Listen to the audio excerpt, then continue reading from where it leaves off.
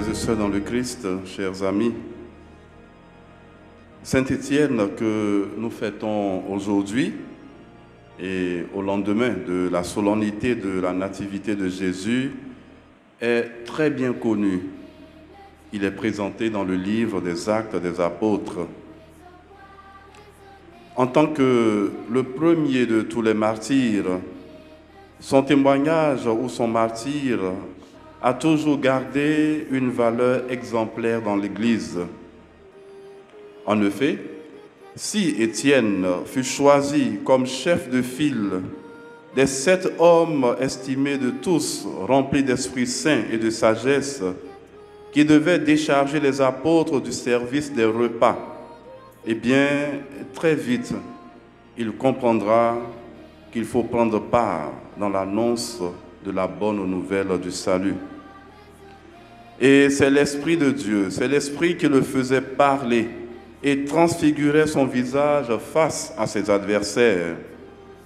C'est encore le même Esprit qui le ferait découvrir comment doit mourir un disciple de Jésus. De plus, témoin du Christ ressuscité qu'il contemple dans sa gloire, Étienne n'a d'autre souci que de revivre fidèlement en sa chair la passion du Seigneur. Mais, alors que Jésus en croix s'adressait à son Père, c'est Jésus le Fils de Dieu qu'invoque Étienne. Jésus, nous le savons, avait dit à son Père, « Père, pardonne-leur, ils ne savent pas ce qu'ils font. » Étienne, quant à lui, reprendra ces mêmes paroles en s'adressant à Jésus.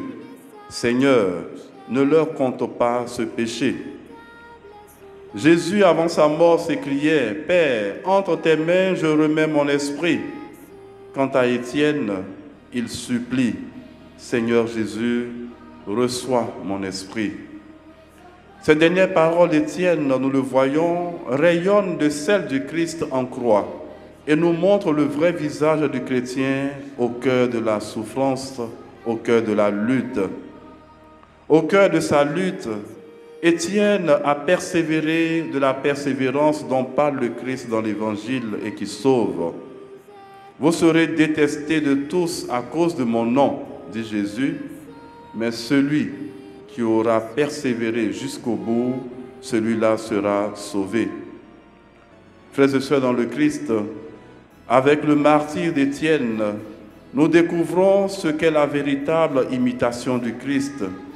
En fait, l'Esprit a fait comprendre à Étienne et à nous aujourd'hui que la mort peut parler plus haut que la vie et qu'en succombant par fidélité au Seigneur, on devient soi-même une parole de Dieu, selon l'expression d'Ignace d'Antioche. Frères et sœurs dans le Christ, au lendemain de la nativité de Jésus, célébrer le martyre de Saint Étienne, c'est nous aider à comprendre que la joie de la nativité s'achève dans cette force vive dont le sacrifice du Christ est la source.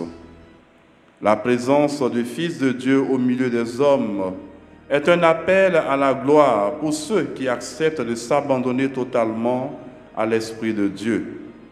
Et bien à ceux-là, la force, la sagesse, la miséricorde et la douceur sont accordées à l'image du Seigneur Jésus. Puisse l'Eucharistie de ce jour nous en accorder la grâce. Amen.